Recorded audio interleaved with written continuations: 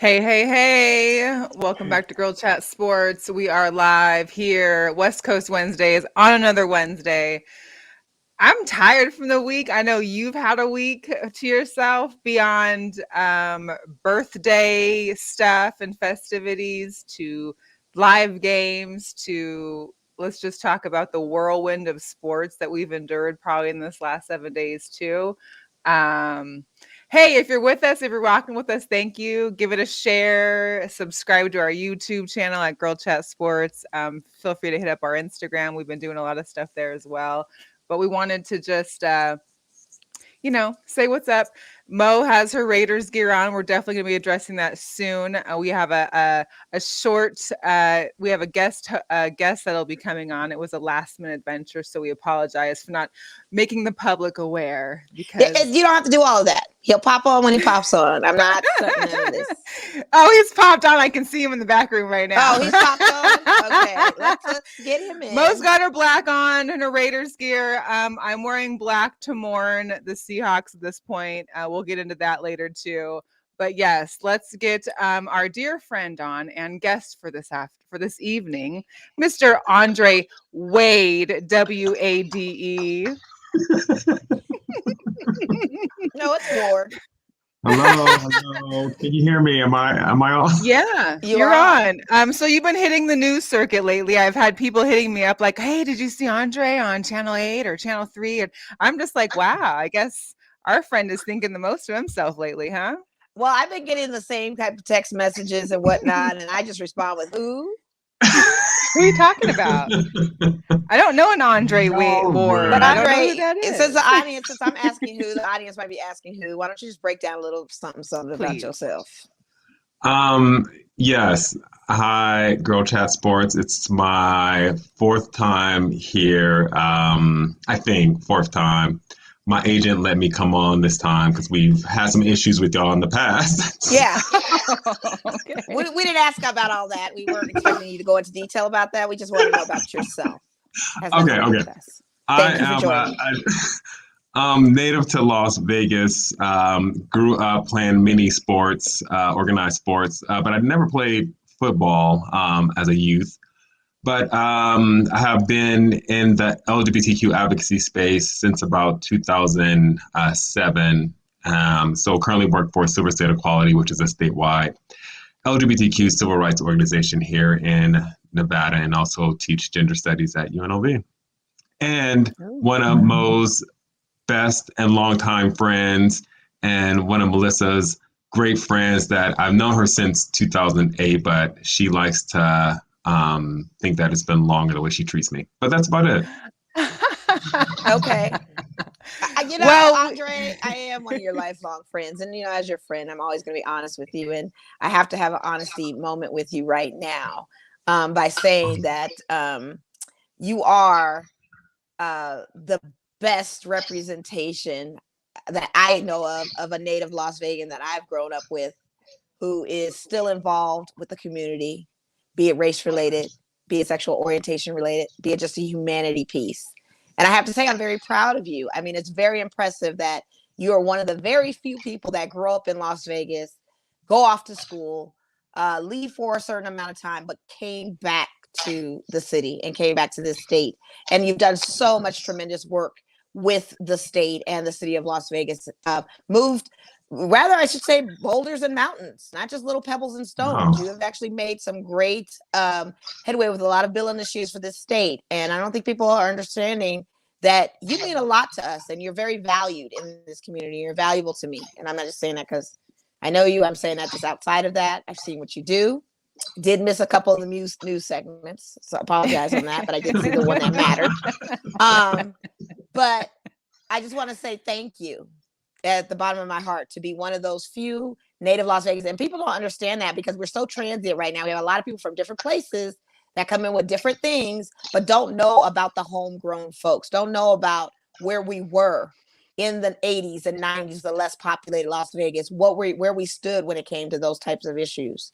And to where we are now, it's just incredible. So I have to give you your flowers on that. So I really appreciate you. Aww. Keep doing the good work. Smell those flowers, André. Smell those flowers. Freshly cut. Yes. Smell those flowers. Well, I Thank think you, Mo. we can just get into a little bit because I know you're a busy man. You're fully booked these days, and we want to make sure that you attend to all your needs as this celebratory type of recognition that you're receiving lately. Obviously, with the latest news in regards to the Raiders head coach John Gruden and his emails that were looked into, which eventually led to him resigning or being let go of his position. There was some items in his emails that related to the gay or the LGBTQ population in regards to name calling and slurs that he was using. And so we kind of want to just get your take on that. And especially today, news broke during their press conference for the Raiders that the one gay LGBTQ player that is for the Raiders and the sole one in the entire NFL that has come out so far, Caleb Nasir, he took a personal day off, which was allowed. Caleb Nassib, yeah, who had taken a personal day off today to kind of gather his thoughts and kind of your thoughts on the process. I mean, what it could be like, even I mean, almost imaginable to be the only person that is probably having to deal with that segment of what's happened and transpired with John Gruden's, the emails and accusations towards him. And before you get into that, Andre, Melissa touched on a very valuable piece, but I also think she missed a piece on that. You're a Black man. So let's start from the beginning of Friday. Walk us through that emotion and then leading up to the LGBTQ piece, because that seems to be the main focus and it seems to be getting overshadowed. No fault to Mel, but that seems to be the more crucial piece of element that just sealed this guy's fate and not the racial element one. And I think when we've been talking about the NFL and trying to bridge the gap on racial unity and having these sprayed fields within racism and all these slogans and messaging on the helmets, I want you to start with that piece first and then talk to us as well as the LGBTQ plus situation as well, because that also is very offensive too. But you're both. So I want you to just kind of get into that as well.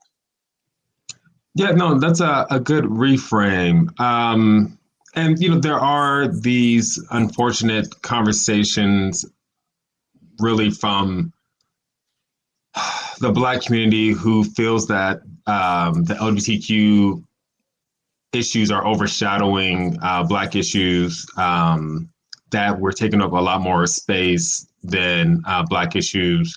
And I in one respect, I get it, but then it's totally separate. But having said all that, we are very much aware of the issues that the NFL has when it comes to race. Colin Kaepernick is the prime example.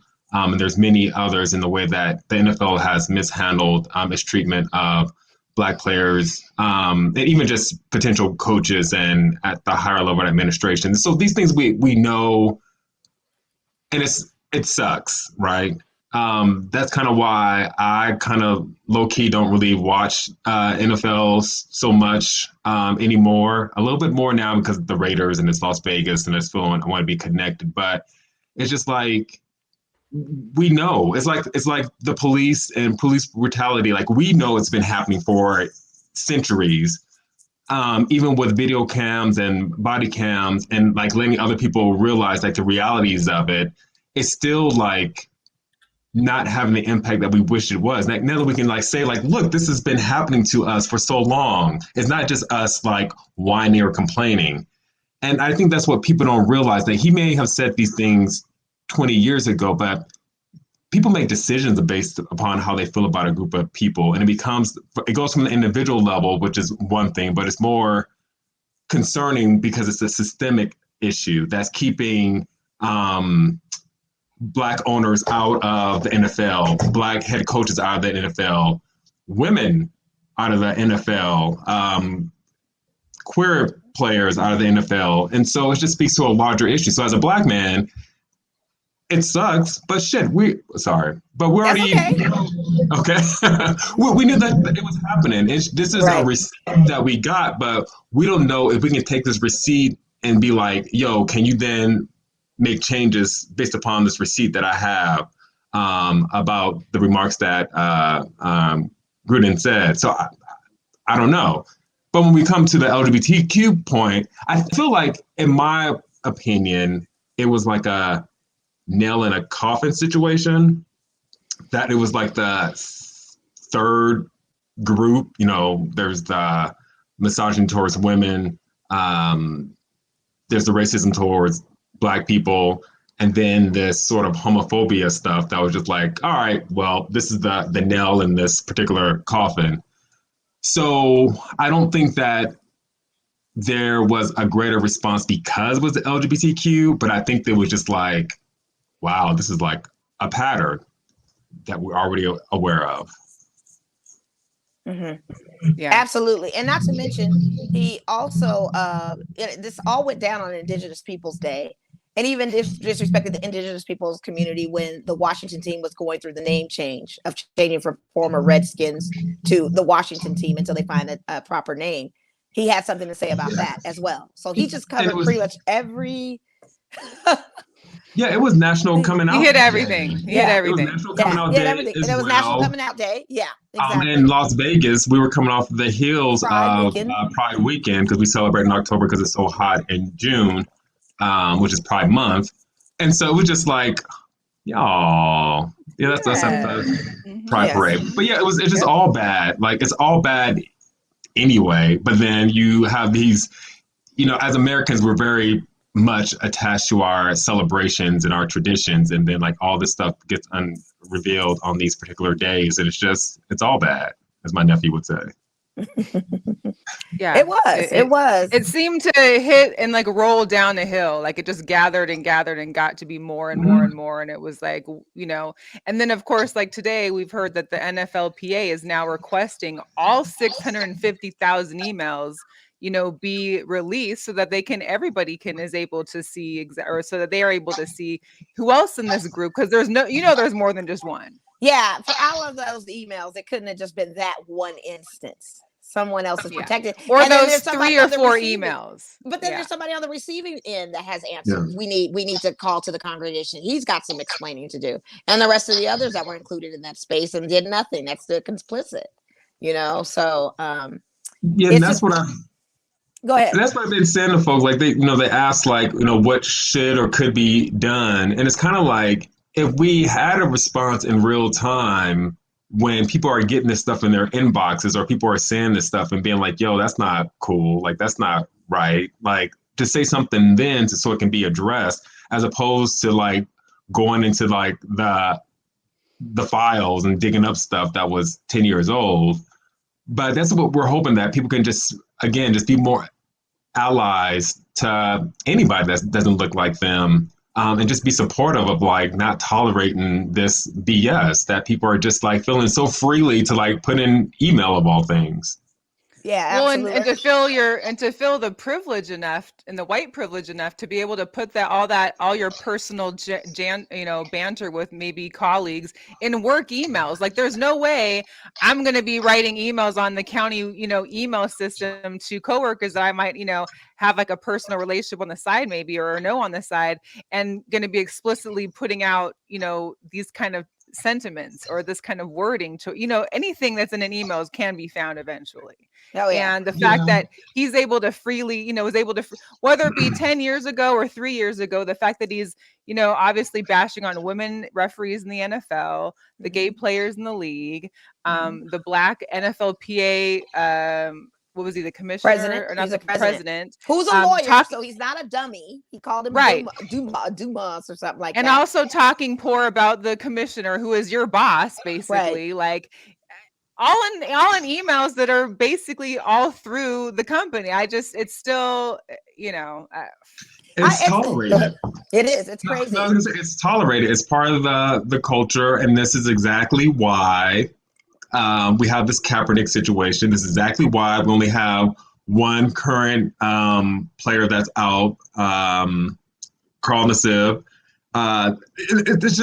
It's why. And like you said, what about the folks who are receiving this stuff? And implicit to it. And then they had a window of opportunity. I don't think people in the audience realize that the window was there, kind of like me with my faith. You have a time to confess all your sins and look for absolution. We had that window when they were saying they were going to bridge the gap and have the tough conversations. Each of those 32 in the league said, we are going to get together with our players, have an open-ended, open, frank, honest conversation. And none of these guys stepped up to say in past times, I am very guilty of doing this. They will never admit to the guilt and shame that they hold. Those are the two key things. And it's so funny that they had a window to do so and did not take advantage of it. Didn't do it. Because I'm sure they just got caught on a few of the emails of the millions they've probably sent, or texts or calls they've had with their buddies down in the cigar room or wherever else they hang. I mean, this is, for them, it was probably like, oh, I can't even recall like one specific incident, so let me just not talk about it. You know what I mean? Because it's probably happening all over the place. And, you know, the receipts aren't there necessarily, except for now. They got receipts. Well, they have receipts. They've been have receipts. This man has been who he is. And I think that was the other shocking misconception, that no one knew who truly this person was. And everything is a facade, if you will, for everyone. But personally, this is how he felt. You know, I'm just saying we're going back 3 years, 2018. That's not too long ago, you know, and then to go prior to that and speak to someone the way he did. And like, to your point, Mel, have the privilege to not only not get away with it, but feel like he could do that. And it was demonstrated even in his apology when he refused to talk about it again. He says, this is the first, like, pretty much this is the first and last time I'm going to talk. No, it's an issue. And that's what we're here for. We're talking about it. We need to talk about it. He didn't want to talk about it. So it's just, man, devastating. And I felt the vibe going into that game. And I, you know, being my birthday and then seeing that email that Friday prior to it, it was like I even sat in that stadium with that on my head and on my heart. It was heavy to watch a game and to know that you got a coach down there on the sidelines that's still actively playing, that should have probably been suspended pending investigation, saying these things. But if they're not going to act on their players inflicting violence on their wives and girlfriends, like, why would we expect them to act on words that were said? Like, they are not here for anything but the bottom line. Just like LZ Gunderson talked about, like, you know, if you're just a distraction, then they'll handle it. Otherwise, they're not tripping. You know, who's to not say that 2 years from now, he'll be back coaching another team? You know, like, I wouldn't be surprised, or he's in some other sort of role, because we have short memory spans. But at the end of the day, they don't care. They demonstrated that they don't care. Well, I think this is going to be the fundamental thing. I don't think he's coming back. I think it's the career killer. I don't think the league is going back. The transparency is too out there, and he's just he probably won't. But it's really to this point that the NFL just is not tripping. Like, they don't care. Yeah. And so I'm curious as to what's going to be discovered through all these other emails that are released, and how it relates to Kaepernick. And, you know, is there going to be a reckoning? Probably not, but we hope so. But my question is, like, to all of the Black fans that are watching, and women and everyone else, like, when are we going to make a stand and be like, we're not going to tolerate this stuff by not turning on the TV and not buying merchandise and stuff like that? Because they get their money from somewhere, and it's people buying these tickets and buying these this apparel and et cetera, et cetera, et cetera. So if we don't change our behavior, they're not going to change theirs. And so at some point we have to make a stand. And I mean, I remember talking to someone who's a Raiders fan when this whole Kaepernick stuff was coming out, and he was completely just blowing it off, like, oh, this, oh, that's not, blah, blah, blah, like, it's not a big deal and they're never going to do anything. But it's just like, are we ever going to take a stand on something as easy as not turning on the TV and to not enjoy something that's really just, at the end of the day, entertainment? Right. To your point, you're right. And it's what's more heart-wrenching for me is because I'm a fan of a team who stood by diversity, inclusion. We hired the first Latino coach, the first active African-American coach. We had a Black GM. We had a woman GM in office. All this in that tenure when the owner, Al Davis, Mark Davis's dad, was alive. He believed in including everyone in this organization. He would not stand for any of this right now. And to be perfectly honest with you, I honestly think if he were alive to this day, we wouldn't have seen John Gruden through the weekend. We never probably would have seen him even on the field on Sunday. There would have been an absolute zero tolerance policy. I find this, I'm like, people were typing in the comments in our Raider fan group, like Al Davis would have broke a TV over his head or done something. He would have just been going crazy because that's just not who he was. And that's not who the Raiders stand for. So it's just even more disheartening that we've had this going on. We hired this man, making him the highest paid man Mega in the money, league, big bucks, $100 million for one championship that he won on a pass team off the backs of other stellar black athletes and a former coach who pretty much molded that team together. That would have been an easier championship to win. You rewarded him with this and got him in this situation, and to have that, and then to find out this, it's heartbreak. It's a heartbreak. It really is. It's a heartbreak. I mean, I can't even forecast what the season's going to look like. You could tell that the players weren't feeling it on Sunday. I mean, they literally were just not in the game because it weighed so heavy. Yeah, it's tough. They know firsthand more so than what we can speculate about what the reality is of what it is to work in the NFL and be a part of that machine. And again, it's total speculation, but with Carl Nassib, who only knows what sort of slights he's getting verbally or otherwise on a daily basis that isn't reported. And just saying like, my team's supportive and all this stuff. Again, speculation, I don't know, I'm just saying. But the realities of it, like I couldn't imagine like no one in that entire organization not saying or doing anything to him.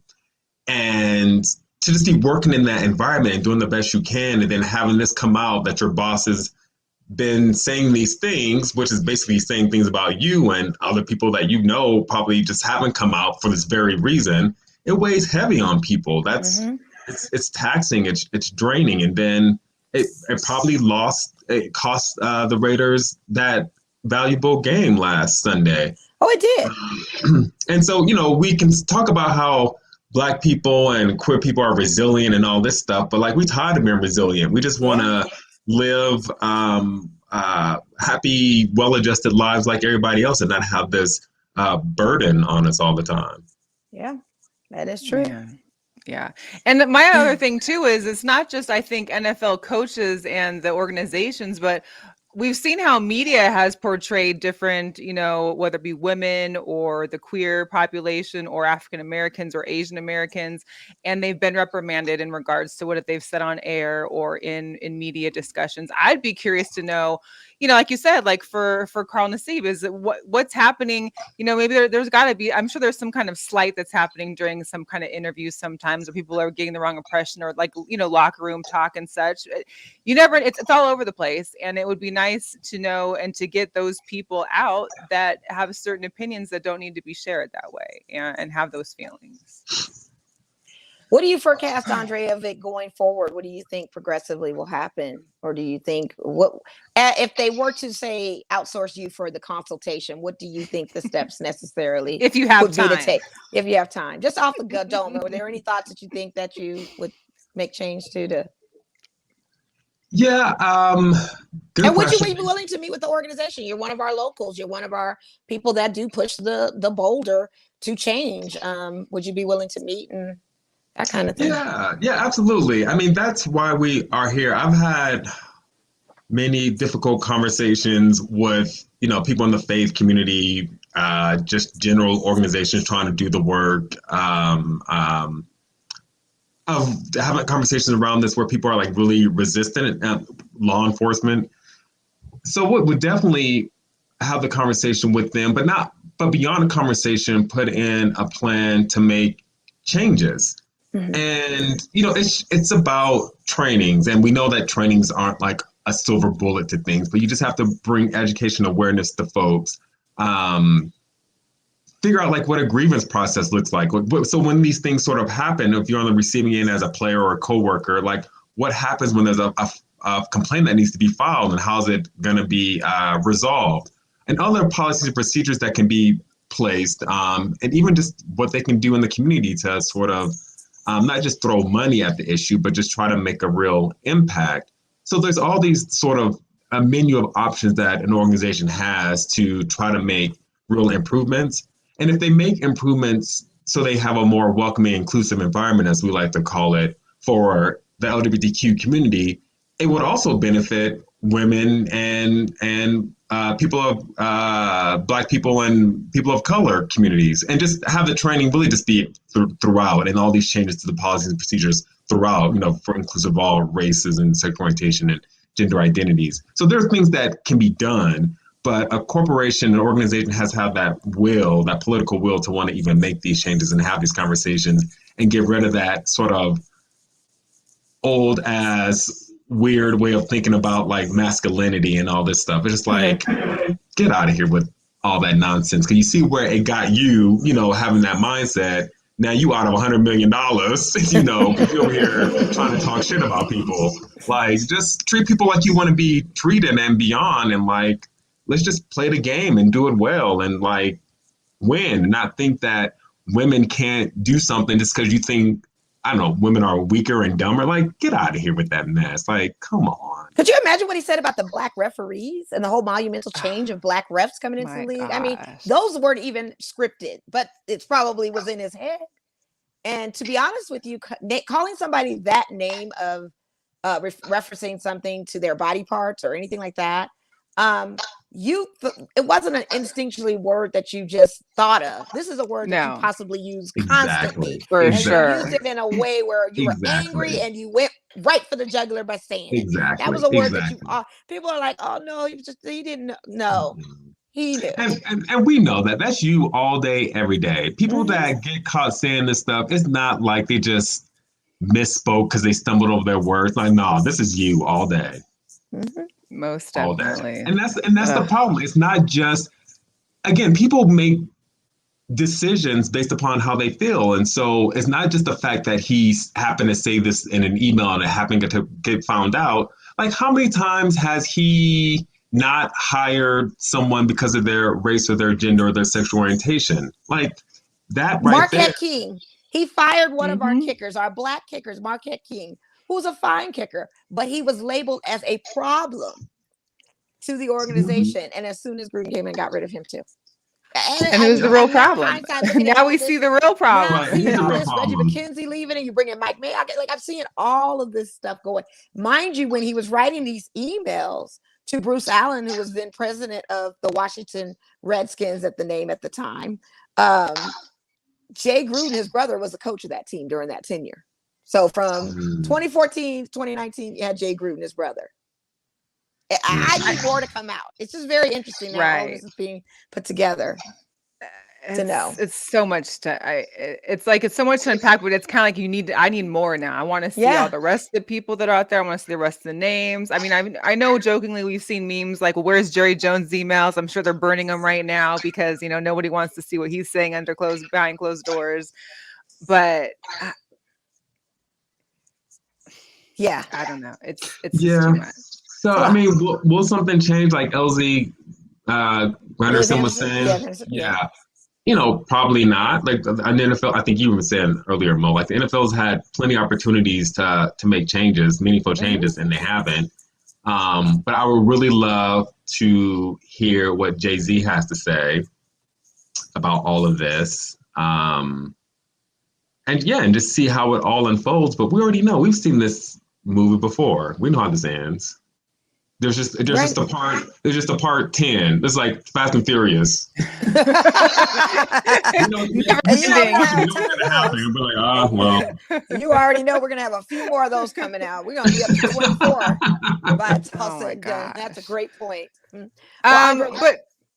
Before you go, I wanted to speak on just for people that are watching. I know there's got to be people that may be listening that maybe have children that are of the LGBTQ orientation or family, and what is available for their children or their friends or their family members, maybe just like for Carl, that may need like some extra guidance or peer support or someone they can look to when they're having to deal with these kind of emotions or problems, and they necessarily don't have someone close by that they can talk to about that. Is there some programs or organizations that you guys work with that people can call upon to speak with? Yeah, there are organizations in the community, like the LGBTQ Center of Southern Nevada, they have different programs for different age groups. You have different organizations that are geared towards gender diverse people, like transgender, gender non-binary, like Gender Justice and Trans Pride. So those are organizations that I would refer people to reach out to for like those like services. But then like if there's employment discrimination type of situations, then there's like the Nevada Equal Rights Commission, NERC, who can take complaints and do investigations. So I would recommend that. But then, we at Silver State Equality, we are here to address these issues by speaking out publicly, changing laws where it's appropriate, creating our own programs around public education and advocacy to address these things. So there are ways for people to get involved and get engaged, either on behalf of themselves or their young family member, or however. So just know that there are resources out here in Southern Nevada, or Nevada in general, that people can access. That's awesome. Thank you Very so good. much. And where can people reach out to you if they feel so inclined? Yes, they can always reach out to you to get to me. I'm assuming that you all would pass on the message. I'll take 20%. Okay, great. No, but through email, Andre at silverstateequality.org. And then I'm on Facebook and Instagram and Twitter if people wanted to DM. But yeah, I just want to thank you too for, again, providing space, having these conversations, not only in Pride Month, but when there are some current events going on that we need to uplift. So I really appreciate you all, again, just being allies and supportive. And yeah, thank you. Well, thank you. Well, thank you for coming Thank you on, so Andre. much. Enjoy the rest of your evening, and thank you for Yes. making time for us again. I'm sure we'll catch you on the news again someday soon. Yes, you may just have to watch and see what happens. Okay. Yes, definitely. Thank you, Yeah. Andre. Thank you, All right, Mr. thank y'all. Wade. I'm Sorry. good. Bye-bye. Andre Wade, ladies and gentlemen, Silver Love State Andre Equality Wade. Director, Love State Andre Director. Wade. We love him.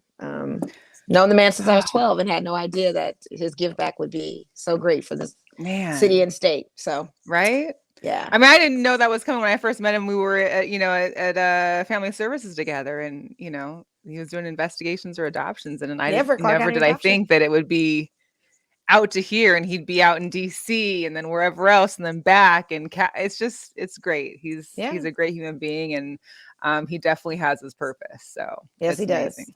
That's for sure. Whew, but that was a lot to unpack.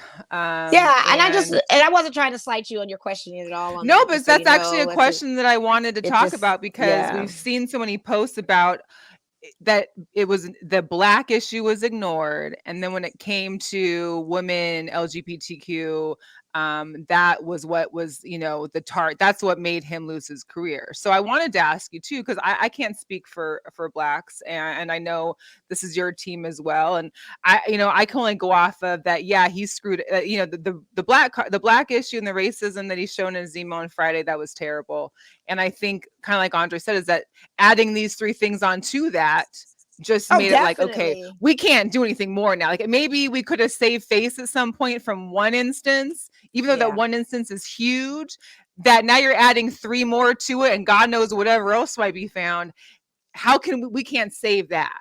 Like you just can't continue. Well, how many more people are you targeting? Early on too, and that just fell on the deaf ears type of situation. And the NFL even itself was, I think, ready for Mark Davis to try to make a decision that Friday. Like, why is he here?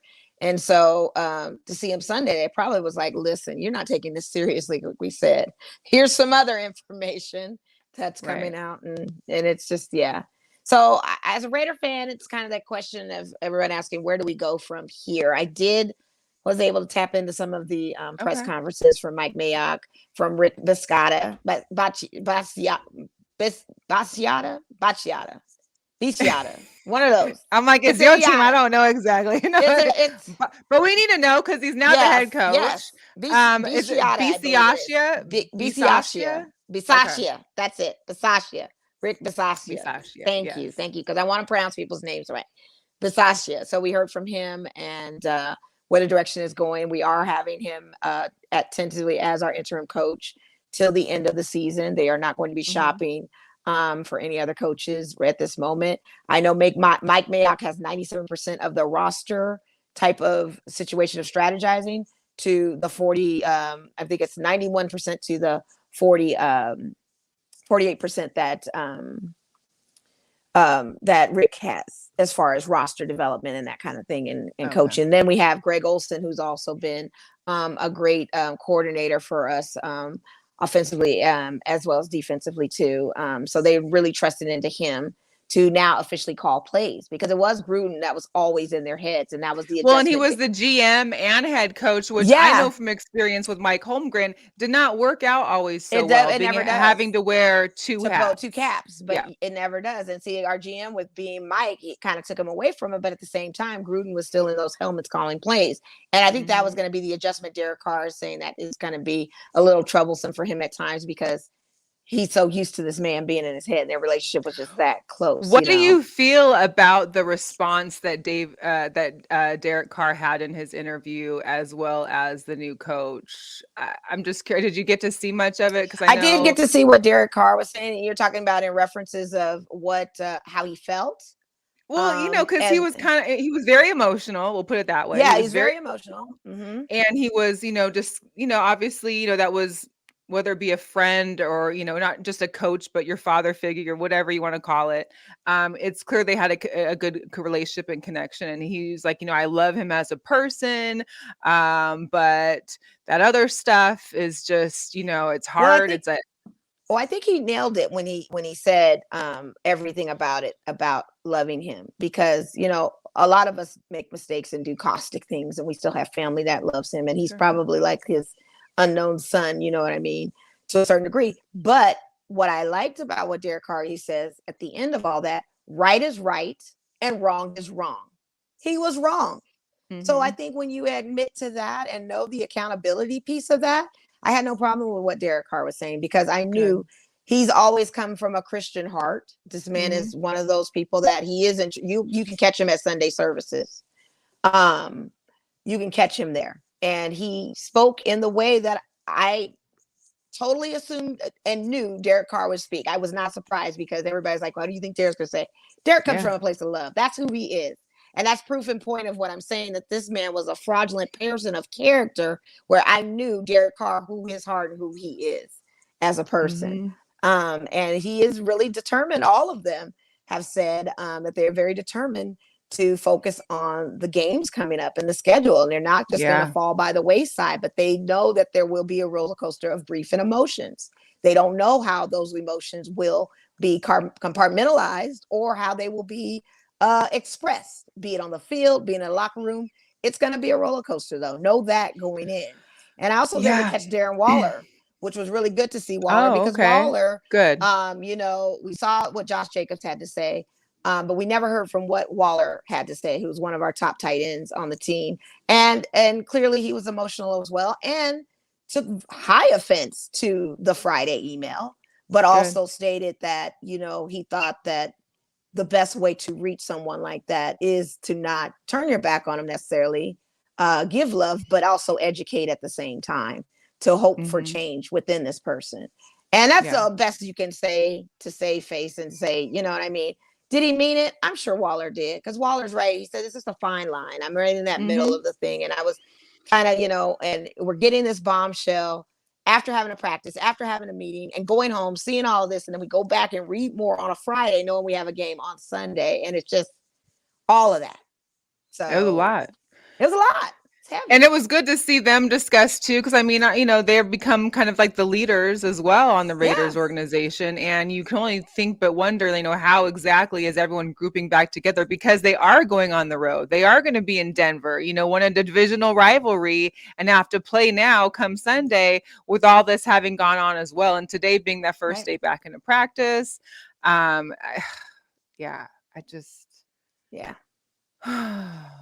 It's a lot. But we got to move on because we got so much to talk about. I mean, everybody's talking about this whole situation. Yeah. I'm almost like, this is. But thank you to everybody that's tuned in and shared with us. We know when we have our guests on, we don't like to post many of the comments. But Bill Logan, we see you. Nate, yes. Check out Hood Hobbies 206. Big Lex over there from the SL out in Arizona. Jose, appreciate you. Stephanie's the one that texted me about Andre being on TV, and I was like, I'm gonna have to get him on the show. Yeah, that was a great idea. That was a great idea. She said, yeah. Yeah, so she said, you did invite him. I'm like, yeah. And of course, Mama chimed in because Mama went, and we can talk about something else, the NHL season opener. My mom actually went to the Kraken's practice facility today because it's right close to our house in Seattle. And she sent a couple of pictures, and she's trying to look for her new Kraken hat because they're Kraken fans now. So me and Mo went to the game last night, which was amazing. And can I tell you, their uniforms are fire, though. They are. The home ones, those blue ones. I need that blue one, boy. I like it. That's nice. So we'll have to look into that. But it was a great time. It was great to see a lot of Seattle supporters there too. It wasn't just all VGK. There was a lot of Kraken fans. There's a lot of fans in Seahawks jerseys as well, which, was kind of nice for me to see too. But I am a VGK fan. The Kraken will be like, I'll be able to root for them and stuff because they're the home team. But the game was great.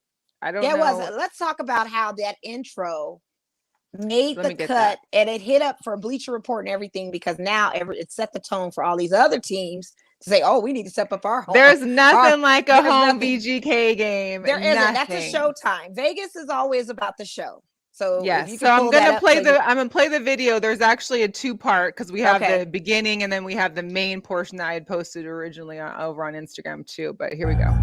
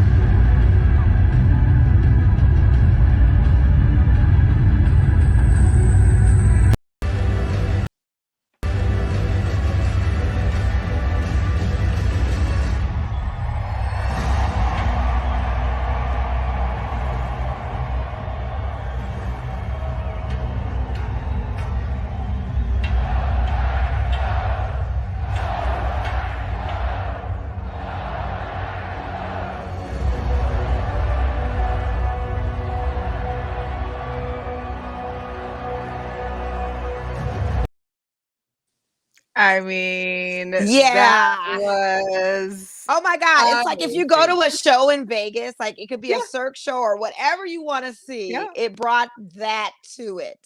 So you're getting like a power punch. You're getting not only a live sporting event, you're going to be in Vegas, and you also get like a live Cirque show all at the same time. A rivalry setup preamble to the game. Right. It was just, it was amazing. There was nothing like it. It was definitely insane, Stephanie. Yes, it was. It was great. Yeah, it was. Hey, shout out to Rosalie in the house. Hey, Rosalie. The Seattle fans were actually really, really great. They actually were really loud too. They started their own chants. They were like, I can't remember, go Kraken. Let's go Kraken. Yeah. And they were pretty loud. They were. But Mo was very good at dismissing all that and getting the Go Knights Go going. So we overshadowed that. We weren't trying to hear that in our section. Yeah. But Yeah, they, it's not happening. the Seattle fans were great people. Yeah. And we didn't see any altercations like you'd see at some other kind of sporting events. Right. Right. Even Right. between same fans. Like I think we saw at the Raiders game, there was some same Raider fans going at it together this past Sunday. But the game was great. And shout out to, our girl Brandy and Marisha. Apparently Marshawn was there too, because she said, "Did you see Marshawn?" I said, like I'm going to be in the booth with him, But he was there with the Kraken owners and had like a Kraken 24 jersey on and was there for his support. So that was cool. Nice.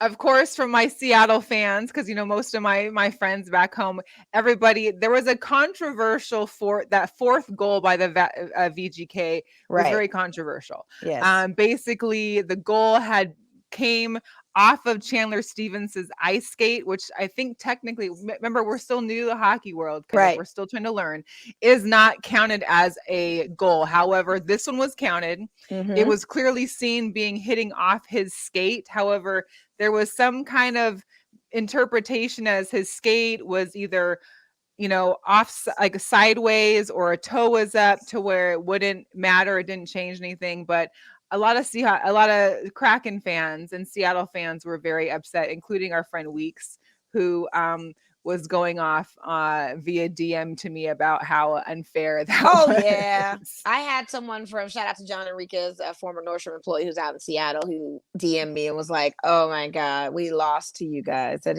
it was crazy. I just was not expecting But give that. the Kraken, they had a great game for their very first inaugural game of their first inaugural season. It was amazing. I mean, VGK came out straight with 2 goals right away. Got our free tacos. Yeah, got our free tacos, which I haven't used, but I gave. Well, we gave our subs away. We gave our subs away to give the kids. Mm-hmm. Yeah.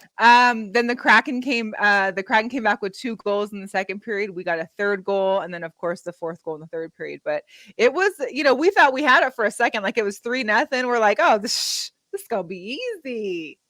Nah, they came back. So yeah, they did. Yeah, very interesting. And currently right now you've got the WNBA finals on. Yeah, it's still tied. Yes, wow. It just got to the tie. I've been watching it. It's 74-74. It was 72-74, and then Chicago, Phoenix just scored. Chicago's been pretty much dominating most of the game. Yeah, they're in Phoenix, and they were the 6th seed, I think, for the WNBA. Yes, they were. WNBA, and they beat the could Storm. Possibly come to be 2-0 after this. They beat the Storm. They beat the number 1 seed that had veterans on there too, and then and beat the Sun, and then beat the Sun. Yeah, and then beat the Sun were number 1. Yeah. So I want you to talk about too, because remember last week we discussed we were still in playoff mode of the Aces, and you went to the game, and so on Friday. So this was all going on up into this weekend. We think it's been a long time, but no, we got to cover this Aces thing too. We got to talk about that. So you went to Friday. When I tell you it's been a hard week for sports for both you and I, it really has. Like, our Aces lost, my Mariners lost, your Raiders lost, my Seahawks lost. It's just like this ongoing thing. So for having the Golden Knights to win last night, it kind of helped us both out. But it did. The Aces game from start was not good. I mean, Asia and Liz combined for 9 points that first half on Friday, which is unacceptable for a game 5. Granted, they both came back and did a little better in that second half, but it was a little too late. I mean, there's a lot of talk about Liz and getting rid of her and her not being in shape. The girl, I feel, is in shape. It's not so much that she's out of shape. She just doesn't know how to play a post position. She's being trained.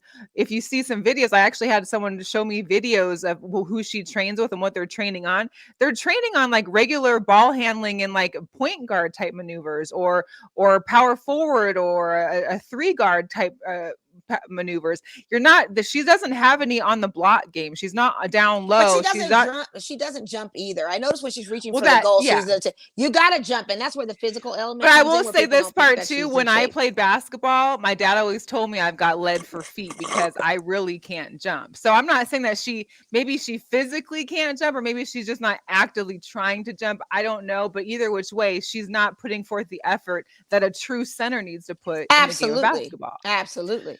So I'm Absolutely. hoping for her sake that she's able to get some kind of actual real center training. Because even when we saw her interview with our guy B Sal on News 3, she had mentioned she never really had a trainer before until this last year. So hopefully she finds like a post trainer that can actually help her with the post game, whether it be here with Las Vegas or wherever else she goes. Because I mean, that height, and she does have talent. She's got talent. It's just trying to be able to The fundamentals pinpoint of it. the center We don't position. need 10 guards on the Aces. We don't need No. 10 people that can shoot threes. We need a post player. We need rebounds. We need defensive Well, we maneuvers. need shooters if they're going to be the 3-point the guards. They don't shoot 3 points. That's the problem either. We need that consistently going too. It was a lot of work that needs to happen. And it was tough. You just blew my mind. I did not know that in her center position, she really didn't know the basic fundamentals of that.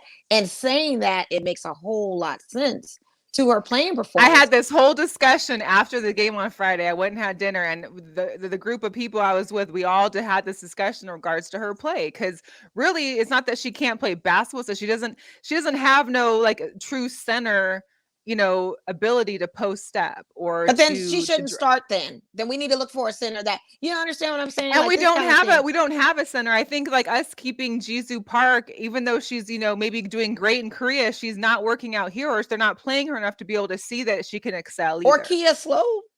Yeah, Kia Stokes got out there. Kia Stokes got out there. Actually got the rebound, scored 2 right off the catch, the rebound under the low post paint.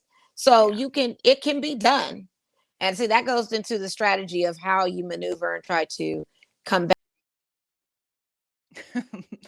Mo will come back. I even tried it her way this time. I didn't make a link. I just went live. So we've reached her 50 minutes of time. But in regards to the Aces, they tried to come back. It was a close game there in the fourth quarter. I really did. Oh, there she goes. Yeah, I hate that. Hey. I hate this thing. And guess what? I didn't do a link this time. So it's not that. Yeah. So it's not that. It's not that. I was talking about towards the end of the game, it was a very close game. The ladies did come back with Everett in the third and fourth quarter, but it was, like I said, a little too late. We were in a tie game. Asia, actually, we were down by 2. Asia had the chance to drive and get the tying basket. She got blocked by Brittany Griner, which you can't really just drive into the hole against Brittany Griner to try and tie the game like that. You could have used like a juke move. I don't know what the case may be, but Brittany Griner's arms could reach from key to key. So she's not going to miss that. So analyzing that kind of game, who would make that play call? How can that play call be different? Could it be a KP? Because KP can score against Brittany Griner. One KP. So after that, and once Asia got blocked, then Brittany Griner got fouled. She missed 1 or 2 field goals. So we were down 3 points. Kelsey went for a 3-pointer, but it was, it wasn't like she was on a mark. It wasn't like she had time. She really just shot for a ball and it missed. So we lost. And it was a little sad because, Asia, I know, feels the weight of the team there, and she had kind of crumbled down by the key. All the teammates came by and kind of helped, tried to help her because she was obviously distraught, and that loss was a lot for her. And I'm sure to lose it that way was tough. So I'm sure for all the ladies, it was tough. We had a great season.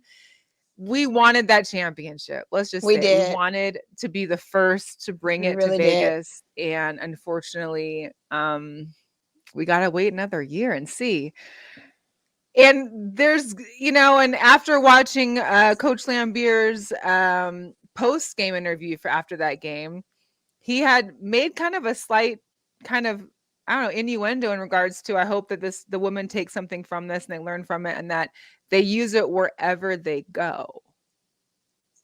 So it's kind of like, so there's going to be a change up and you're going to be here is what you're saying. Basically, that's not what I was expecting, but okay. I mean, that's what I'm saying. I was expecting more of like, I can't wait to get us back on the floor this, but it's Bill. We know how Coach Lambier talks. He's very direct. He's not necessarily full of empathy in regards to the team's feelings, but he kind of just made the blanket statement that's like, hey, hopefully this is a lesson for them to wherever they go and wherever their careers may take them. So it should be interesting what happens to our team come next season and who's there, who's not, because Angel comes back. But just from between this season in the playoffs and last season in the playoffs, we only had like 2 or 3 people that were the same. Everybody else was injured or brand new. Yeah. So yeah, it was unfortunate. That's all I can say. It's very unfortunate. I heard there was some kind of a couple bad foul calls. Down in Taurasi's Oh in foul yeah. trouble with 4 fouls, and they're not I going to take her mean, out the game. And there's no way to no. strategize of trying to take her out.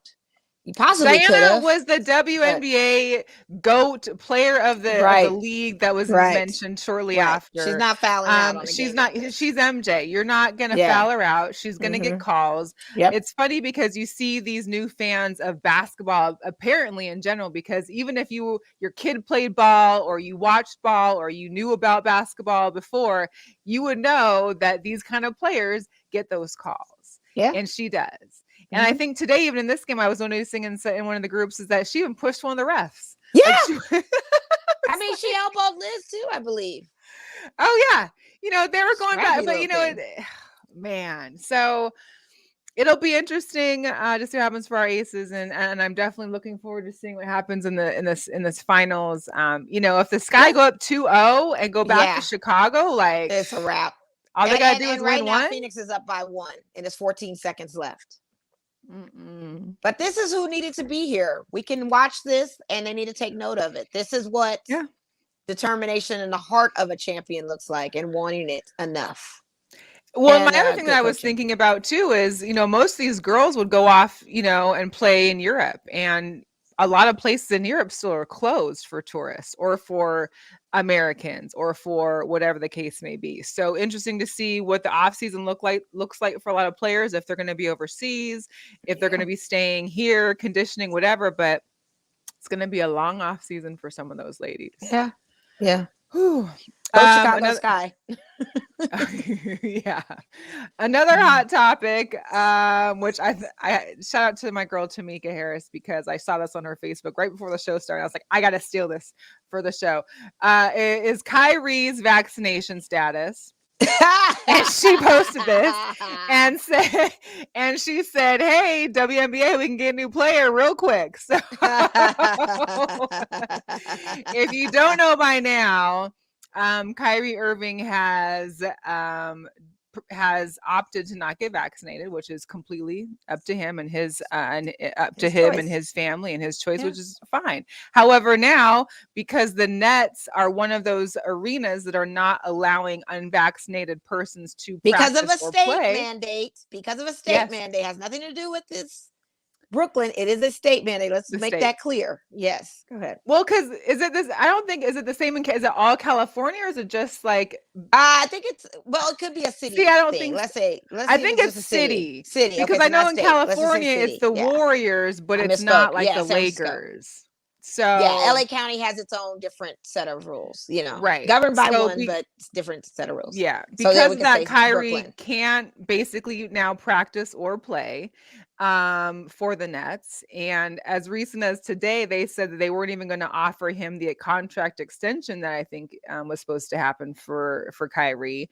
And now it's kind of like, well, what to do? And hey, it's his personal opinion. Hey, if he's got the money that he doesn't need because he's going to get fined. I think it's like $360,000 a game because he's not playing. Because it started out at first where he wasn't allowed to play home games, but he play away games. Now they totally banned him from playing, period. So I don't know if he's going to get fined or not.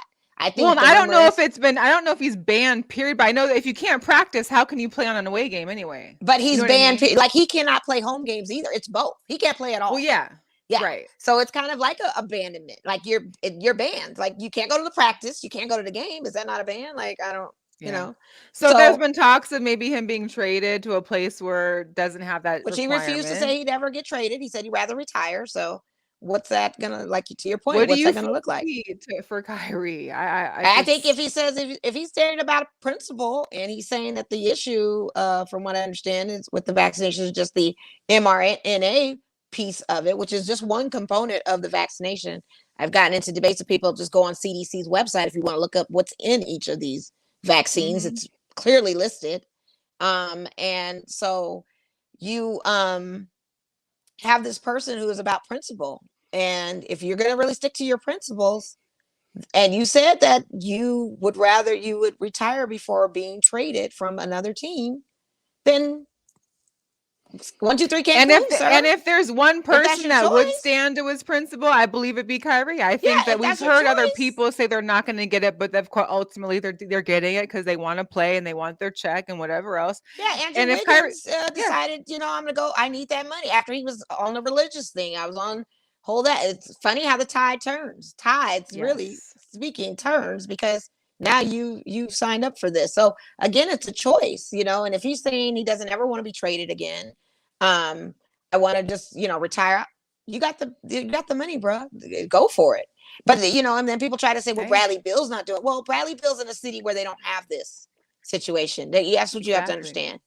And if he won't be playing in the Nets facility, or he won't be playing in Golden State. No, he won't. Play at home for sure. No, but he can play at home. If you really are not wanting to play in this league anymore, and it's come to that, then don't get traded and stay retired. But if you really do want to play in this league, and then don't, you're going to be backpedaling. So it's kind of like, I don't know. And then who's to say?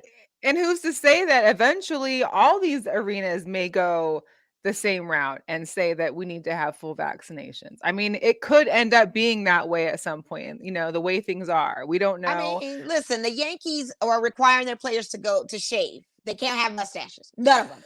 That's in their policy. Serious? Have you seen any Yankees with a mustache?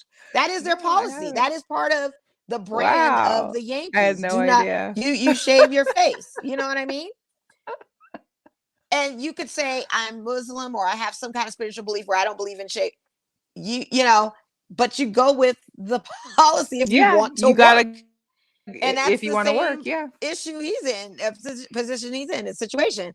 If you want to work with this organization, have this type of job, this is what you're gonna have to do. So it's gonna be interesting how this play out, because it also looks at the thank God they got James Harden.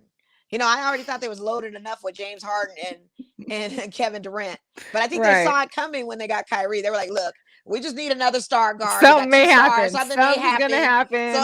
So kudos to smart thinking, because you may lose a potential star, but you got another star in the wing anyway with James Harden. So it's not like they're losing to a certain degree, but at the same time, they were hyped up on this whole big three thing. And I haven't heard anything from Steve Nash. I mean, he's a coach. I've never heard not one thing of what's his take he's on all probably of this. not like the head, but I know that there was mentioning of KD and them getting together and talking internally with each other, but I guess that hasn't happened yet, or maybe has, I don't know, but nothing's come out from that discussion that James and KD were going to have with Kyrie. So I don't know. It's everybody, and I'm with Shaq on, there's no I in team. We're all here as a team, as one, as a player. You're either with us or not. And, he doesn't see it as a selfish act to the team, but some team members probably feel like you're being selfish. We're here. We're wanting to win a championship. Hey, are you with us or you're not? And it's sadly that it's come down to that narrative off of science and medicine and politics of this whole vaccination thing. Right. Yeah. So I don't know, but I've signed up for my I have booster, my popcorn ready and my martini shaking. I'm ready to see what happens. I got popcorn, martini shaking for the emails, for Kyrie, and then what's the next hot topic we gotta watch? Our next hot topic would be, well, not really a hot topic, but we got together on Saturday to watch the Fury Wilder fight. Yes, let's talk about it. I saw this meme. Sorry, thank you everybody for still tuning in. We got an extended show today. We got so much to unpack. And it really is. I saw this meme on Facebook today, and it nearly took me out. You may not like it, but this body represents peak male athletic performance, and there isn't a goddamn thing you can do about it. No lie. This is the WBC heavyweight reigning champ, Tyson Fury. This man went 11 rounds KOs now with the Deontay Wilder, and not only got KO'd, knocked down twice himself, which has never happened before. Yeah, but he knocked down Deontay, I think 3-4 times, and finally the fourth time, I think, was in the 11th round. This is his body. This is it. All these men trying to strive for heavyweight perfection in these gyms probably can't even knock somebody down on a canvas. And here's this guy. Here I am, an arm girl, and I'm just thinking, dang, he don't even talk about endurance. Now that is really, I Talk think, about the being a key word fighter. here. Let's just break that down. This man now has 23 KOs with 1 loss. This is the 3rd time that we've seen this. Did we ask for this fight, though, to be honest with you? Because I really didn't ask for it personally. I didn't. After 2, I was done. Yeah, I didn't need It would have been nice but to it was, see. it was entertaining. I will say this: it was good to see a full 11 rounds go. We saw these guys literally get hit, and you could tell they were not consciously there, but continued to fight. And it was like they just came out of it and kept going. Like, I've never seen 2 guys get hit this bad to where you could clearly see somebody where they weren't okay, and the fight continues and it, it's just going on and they're just going for it. So I really appreciate that. And shout out to Deontay Wilder. I mean, he has the heart of a fighter in him. He just can't fight. But give it up to him for doing what he did monumentally and lasting as long as he could. Because he can't fight unless he's hitting that Hailmaker. Like, he was trying he's all of his endurance was really trying to just go. Yeah. It's a one-trick pony kind of thing, sadly. And he has to, set it up in order to do so on the strong right, which is a 1 right KO that he's signature for. But his technique, his footwork, his defense, jab move, none of that's there. None of that's there. And neither of them got legs. None of them got legs. Neither one of them. They got toothpicks. I want to say both of them walking on toothpicks. As straw. This is his legs, and then he's got this big body. So it's this. Can you imagine how tired his legs are after a fight? Like, you're doing all that upper body work, and your legs got to hold you up through it. Like, you can't. I mean, and no defense. I mean, you literally allow this man to keep jabbing and punching you in your face, and you're not putting your hand. You're not. None of this. None of this.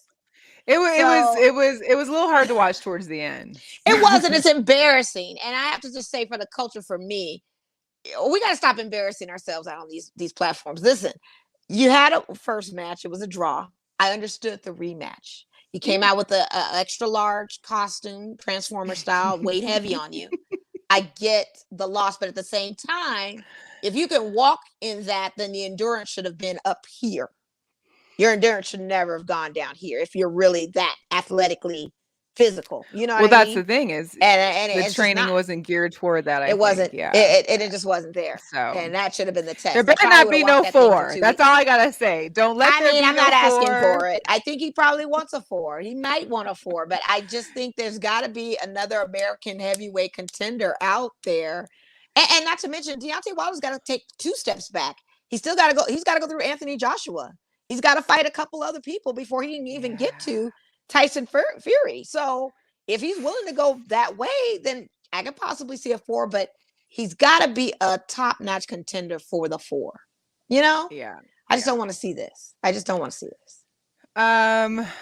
We can talk about Major League Baseball briefly because your Dodgers are still in it. Got Game 5 tomorrow against the Giants. I know that's a brutal rivalry because I've seen the hate on both sides. Yeah. And how do you guys think you've been doing, and what do you expect for tomorrow? Back in San Francisco. Well, the first game was a poor performance on our part on Game 1. Game 2, the first 2 games were in San Francisco. Game 2. We owned it back with a lot of runs done, and they got very few bats in. Our pitching was very strong. Our defense was strong.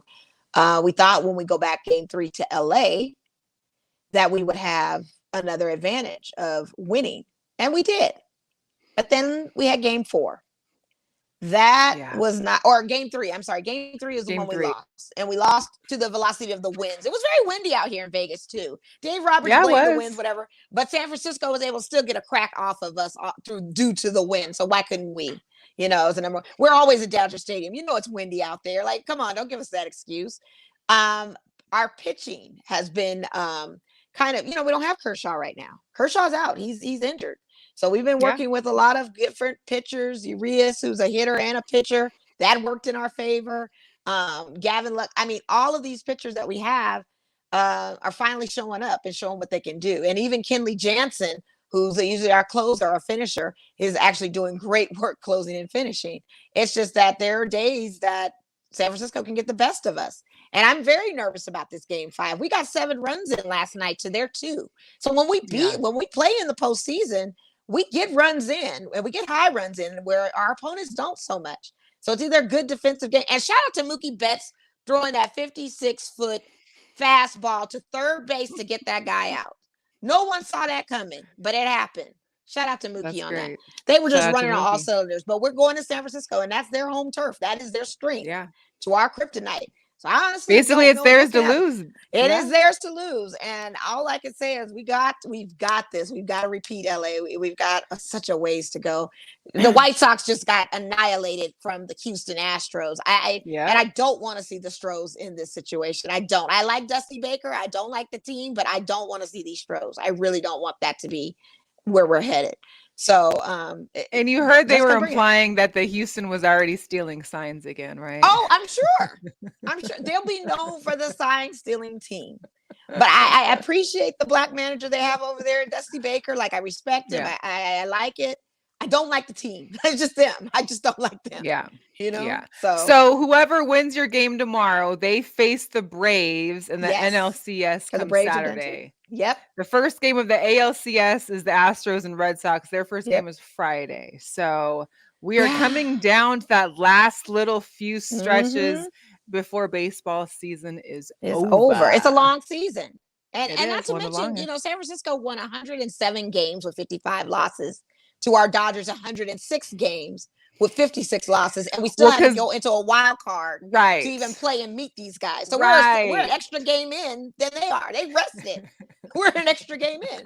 We've technically played 6 games to their 5 that we're But see, all they'll do is bring up your world championship off of 60-some games anyways. Of course. Because they're like, oh, well, you won it at a half. That's why we really have something to prove this season. Yeah, we really do.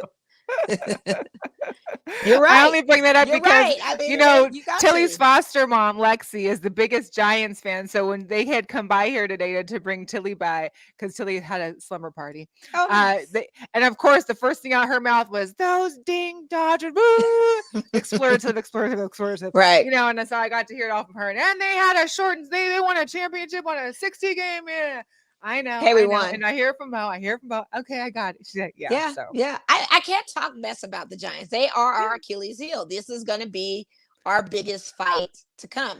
If we can get past them, we'll be okay. Cardinals, I wasn't so much worried about. But this team, I'm worried. I'm very concerned.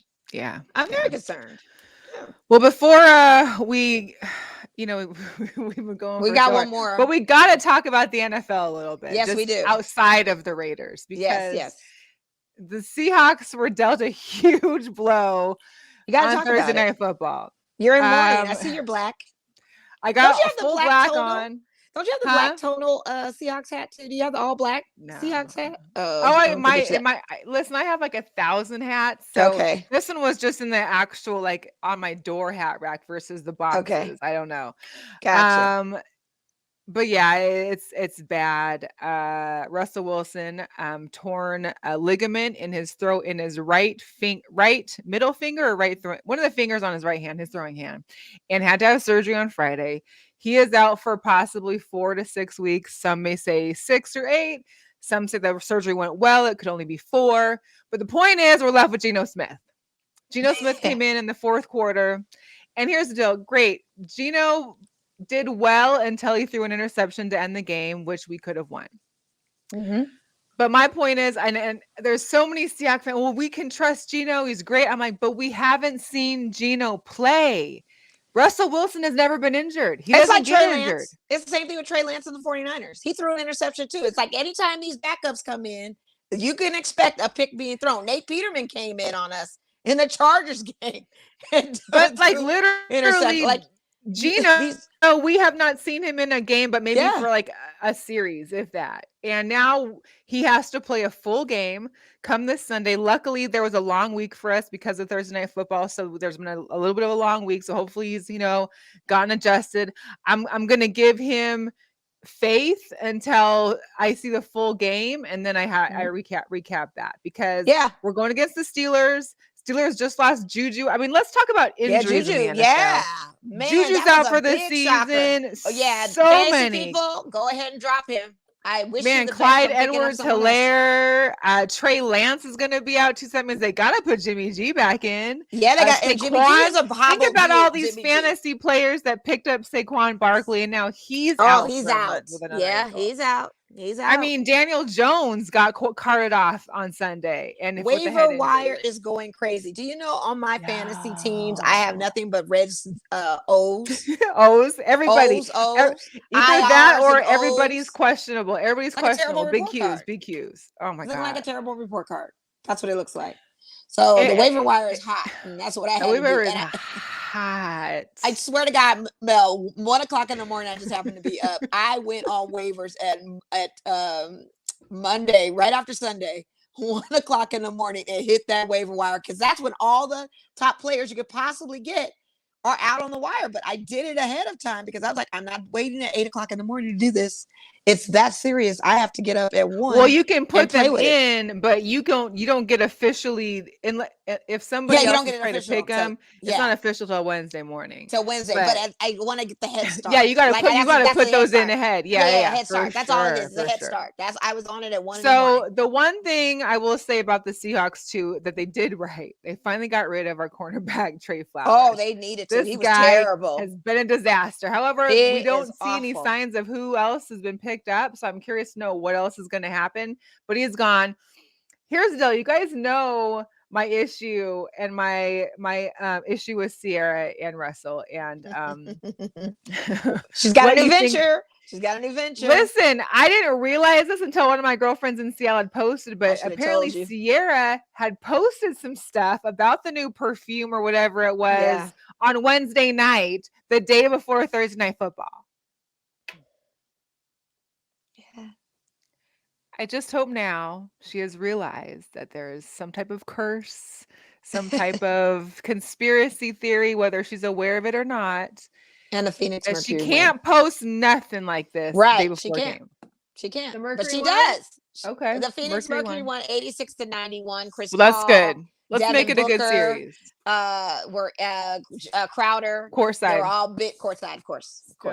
Good. Taking pictures. They needed it. They needed it. They did. They needed now it's a series. 1-1. It's a good series. Yep. Back to Chicago. Back to Chicago we go. And go Chicago Sky, like I said. Yeah. So there was a huge Monday Night Football game. Lamar Jackson, we thought was dead the first half. Second half, he comes back. It was 25-9 in the fourth quarter, and this man comes back and wins it in OT, 31-25. Thank you, Lamar Jackson, one-man show for giving me points on fantasy. I picked you up and drafted you for a reason, and now you have awoken. You are looking like the stud that we knew you could be. It was bad there for a while. It was brutal. A turnover. It was brutal. But the touchdown pass to Marquise Brown, thank you for catching that ball, sealed the deal. And I was had so a couple proud to their tight end there. That was great. Yeah.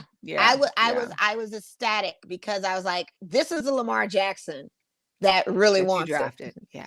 Yeah.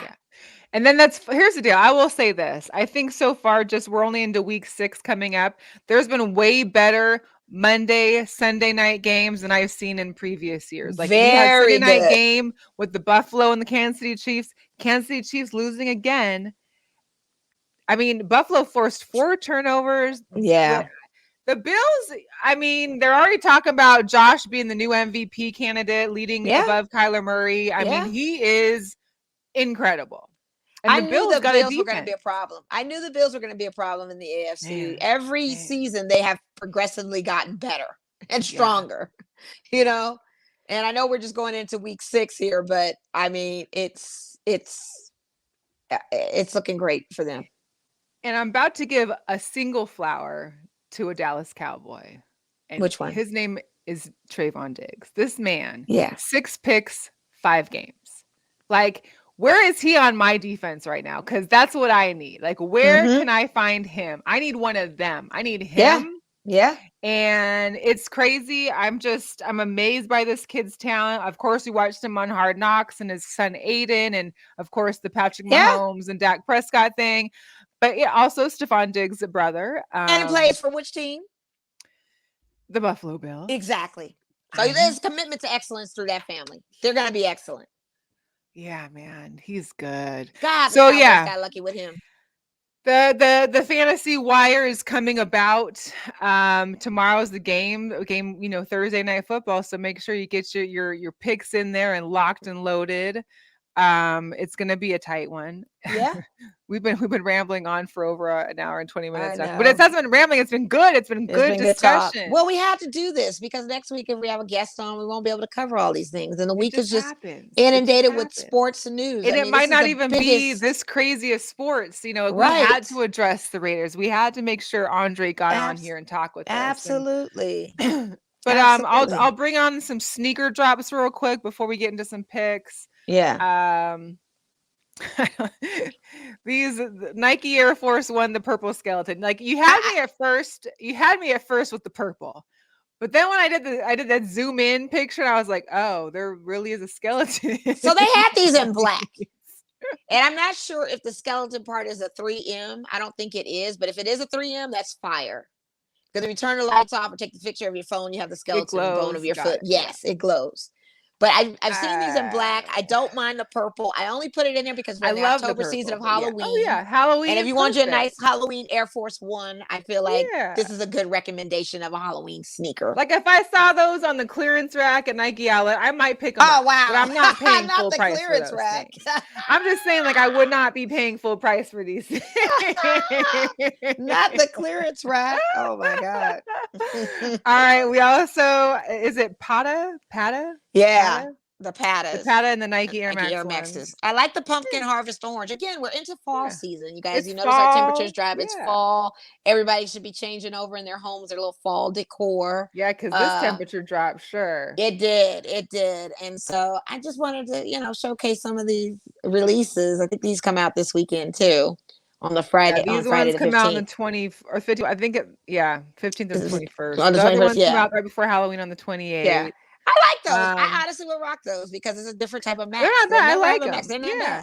It's different. It's definitely different. It's a good fall sneaker to have, I think. We also got the Varsity Maze Dunk Highs. This will be actually the 27th of October. I'm not a big dunk person, but these were very interesting. They spoke to me. I like the color pattern. I like the double swoosh right there. Yes, a double swoosh brought it. I don't know, but here's the deal. Let's just say you see a guy in these, right?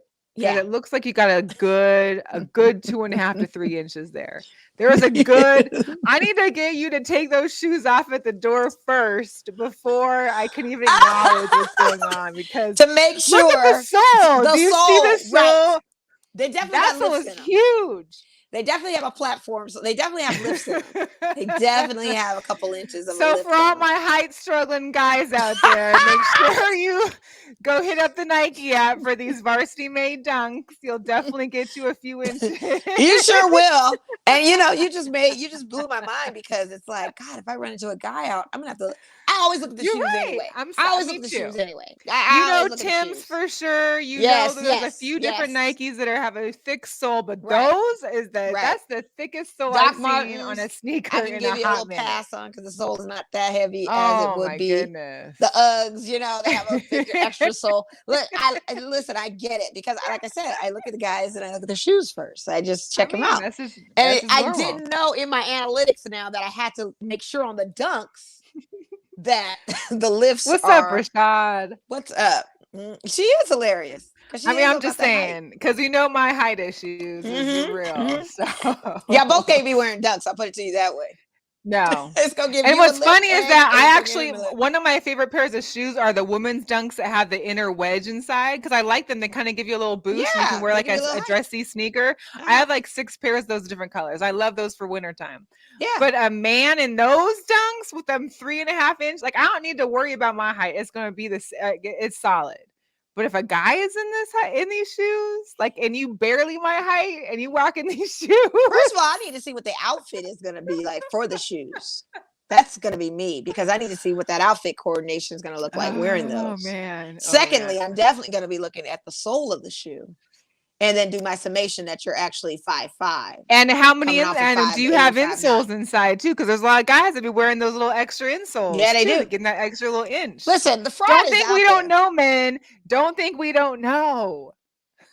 They're already wearing the fake hair in the front with the construction paper, and they draw it and cut it and add the hair and then cut it down and make waves out of it. Or that just the hats. The hats was the first one. With the attachment. Yeah. Mm-hmm.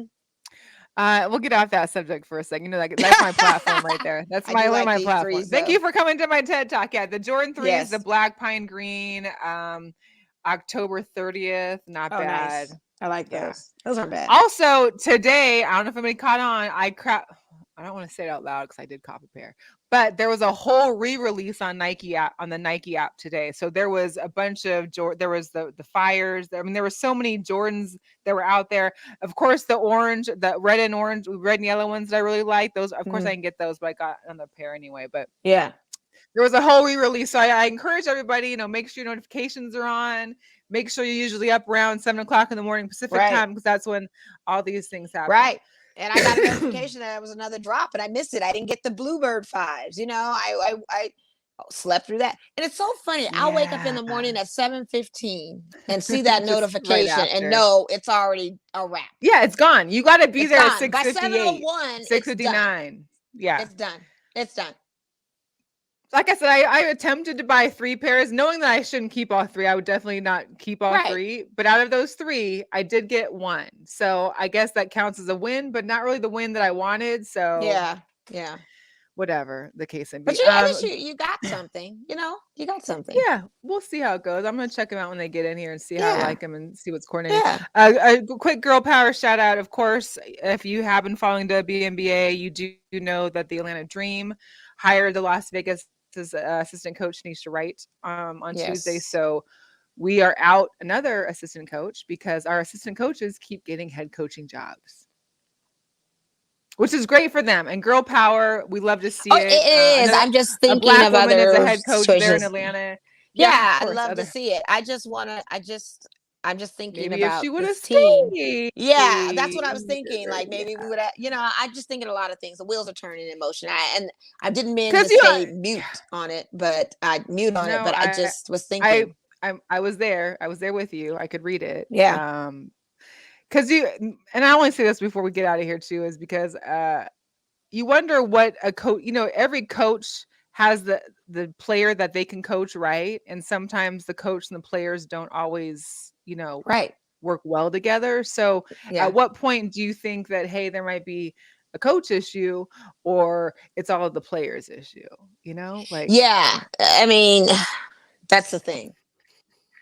And let's go on to football because we can get into I'm glad it's not our decision. I'm glad it's not. Yes, I'm glad it's not. I'm glad I'm let's not. get into some picks.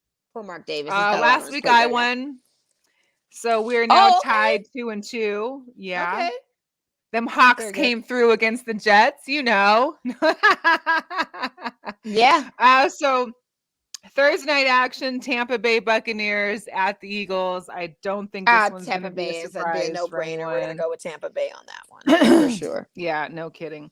Yeah. So Tua is back and could possibly play on Sunday. The Miami Dolphins are in Jacksonville playing the Jaguars. I honestly think this will be Duval's chance to get a win, but I strongly doubt it because they're banned down too. They got problems. I don't have to go with the Dolphins. I hate to say it, even if they interchange them with and the thing is I don't really watch enough of the Jacksonville or Miami. They come very close. They come very close to these teams. They're the almost win team. And then a field goal attempt happens or an interception happens and it ruins the game for them. But they're neck and neck with these teams when they're contending. Like they score. Yeah. I mean, Trevor Lawrence has been scoring. It's just they just can't finish. You're gonna go with Miami. I'll go with Miami. Jacksonville. Go with Jacksonville and see what it does. All right. The Chiefs at Washington Redskins. So we know the struggles. The Chiefs are having a hard time. They're 2 they have the same record as the Seahawks. Let me just tell you that first off. Oh wow. They're all 2-3. And they're playing the Washington football team. Washington, of course, does have a good defense. Kansas City has been struggling with the good defenses. They don't have a good one themselves because people are running over them. You saw the Buffalo Bills score. Of course, Buffalo's a whole other caliber. Right. Are they playing in Washington? And they are playing in Washington, but I do feel, me personally, is that I think Kansas City is like, listen, this is it. We can't go 2-4. Like there's no way they should be at 2-4. I have a secret. Look at the talent on their team. How do you not? I mean, yeah. But I think people are seeing through the offense and Pat Mahomes. I think they're reading the field a lot better with him and knowing what's going on. But I'm going to go with the Washington team just because I'm enjoying this. I'm basking in it because to see in my division for that AFC West, I'm basking in it right now. That's probably the best thing that's come out of this whole situation. And I just want to bask in it before it's our turn to be down at the bottom because it's coming. Sadly, it's coming. So let me just bask this one last week before our positions change. Before you got to swap spots. Yes. While the slot is taken, I just want to enjoy my vacation before it's time to go back to work. Right. So I'm going to go with the Washington team this time. So we got Rams at the Giants. Of course, Saquon Barkley is out. The Rams are on a... Rams got the number 1 defense in the league. I'm going to go with the Rams. You can't stop it. You can't. I have to, and I hate to say that for your division. It's, I want... Listen. We want them all. It's clear now I'm not... I mean, I knew I wasn't necessarily going to win my division, but I was hoping for the wild card, at least. I think the wild card is still... could be, depending on how the rest of these guys play out. I mean, it's just, I don't know. It's so tough. The Texans at the Colts. Shout out to Natasha Granzer. I was listening to their Pick'em show earlier. I was curious about Deshaun Watson because, we don't hear about him out here. Like they might hear about Houston. And she was talking about how, he basically is not playing the entire season. His court hearing is not going to be until February, and that's just it. And I was like, I didn't know. We don't really hear about it except if it's bad stuff. So I'm like, what's going on? Is he, what's the status? So they put everything on. That's good that you were able to, because I wasn't thinking about him either. I said, well, I think he's just out indefinitely, but you're saying he's out just but totally no, he's not season. playing. Like he's not starting. He's not on the back. He's not a backup. He's just there. He's getting a paycheck. Is he on the bench? Is he on the I bench? guess he's getting paid. Yeah, he's getting paid. I don't know. So, I'm going to go with the Colts on this. I mean, I don't see how Texans. I don't. Well. No, they're not going to win. They're not going to win.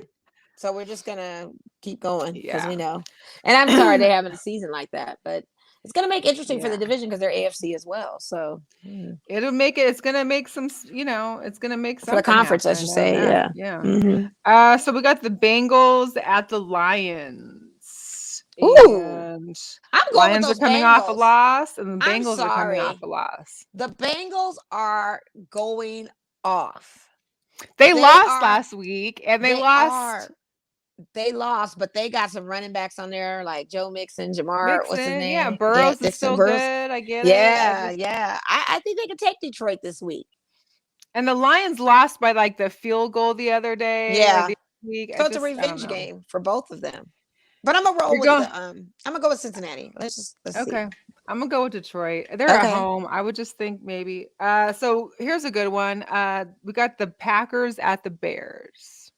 Ooh. And after my Bears just annihilated my Raiders, I'm going with Green Bay. Your fans are annoying, Bears fans. You guys are annoying. That bear down thing. Don't you hate it when all your friends are out there in my Allegiant Stadium? Listen, it was loud. They were loud. I was listening to that game like, why is it so loud with Bears fans there? Dang, and a fellow Libra I met who had a custom jersey with the name Smitty on the back. I needed him to sit down because he kept turning around and standing up and facing us. Sit down, Smitty. Green Bay's coming knocking now. You guys had your celebration in our city. And not for nothing, I was so bitter. I was like, you guys don't even know how you're getting home the next day. Like Southwest canceled all these flights, you guys. Yeah. You can celebrate tonight if you want, but you're stuck in our city. Know that. Listen, my mom and I are nervous. We're both flying on Southwest this weekend to a wedding, and my mom's already like, "Is my flight canceled?" I'm like, "Mom, we're not going to know until the day before, the day of. Like, just hold tight. We'll figure it out." Jeez, man, they got problems. My thing is like, why even have all these flights? Stop booking the flights so you don't have to cancel. If you don't got employees like that, or because it's not weather. Let's just be honest. It was not weather. You don't have no weather issues that only are in Las Vegas and nowhere else. Yeah, I mean, our winds were pretty strong, but they ain't that strong. But it wasn't like that. Yeah, I don't know if it was going to be strong enough for you. I mean, they'll cancel all of the If flights. other airlines are flying out, then there's not an issue. Right. I'm gonna stay away from Southwest for a while. I know I got a lovely gift from them, I but just I'm got not. I'm this gonna stay one, away from you them for a know. while. I can't do Yeah. them. I gotta stay If away. not, hey, just hop on the Spirit real quick for that hour Whew, flight. man, listen. At least you'll get there, right? At least they'll get there. Yeah. Yeah, they gonna cancel. You're going with the Packers? Yeah, I'm gonna go with Green Bay. I got to go with Green Bay. I mean, I feel for Chicago. Like, they're at home. They come off a great win. Yeah, But it's Aaron Rodgers. Like, right. You can't. And not to mention, you can't count him out till the end of the game. The game has within to be totally 36 over. seconds. Within Like, you have 36 to be seconds, 0 points left. it has to be the end of the game. Exactly. Like, you cannot say, like, okay, we won this with 36 seconds left. No, that's not gonna happen. And that's it. No. No. Here is a game, though. We got the Chargers at Baltimore. Now, listen, this Chargers quarterback just made a ruckus. I lost to him in fantasy football. You know how many points this guy had for my other team? 110 points just by himself. I know. This is insane what Justin Herbert is doing down there. Insane. Unbelievable. It's insane that we're even having this conversation about a Chargers team. Look Yes. how LA makes a difference. Look how a market city change makes a huge Look at difference. SoFi going to have some real Chargers fans pretty soon. Oh, absolutely. I was shocked to even see the amount of Chargers fans. I mean, for them to beat the Browns, granted it was a huge high-scoring game, but for them to beat the Browns too, because the Browns have been doing great. Kareem Hunt's been balling for me. They've been doing great. But they're going against Baltimore. Here's my thing. What Lamar are we going to see? Because, sometimes we get the Lamar that's played like Monday Night Football, and sometimes we get the Lamar that's kind of like, what happened to Lamar? What time is the game? 10 a.m. our time. So 1 o'clock over there. Okay. So depending on the weather, because, that Monday game, they played in the rain, and they balled out. That was tough. The weather is their best friend. From the West Coast team to come all the way to the East, that's tough. I don't know. But that weather was really what did it. Like, had I checked weather, that's one thing. When you're placing your bets, you really got to look at the forecast too. Yes, because you do. Had I known all that, I wouldn't have bet what I did and lost some more money. I understand. But I look at that, so I'm just factoring in the weather, another weather component. Right. To LA. And will it be at Justin Herbert? Can he keep that same energy? And also, it's the Chargers. They're in my division too. I'm gonna be a hater again. I want them to drop down a peg or two. So I'm rolling with Baltimore. Hating on everybody in the AFC West this week. Man, I really don't know what to do about this one. Like, I feel like you know what I forgot to mention? That Miami Jacksonville game is in London. Oh, it's a London game. Then it's really a crapshoot. It is a crapshoot. That could go either way. Jacksonville probably could have the edge on that, but I'm gonna still stick to my pick of Miami. Did I pick Miami? I'm just gonna go with it. Yeah, you did. Chargers. So you're picking Baltimore. Yeah.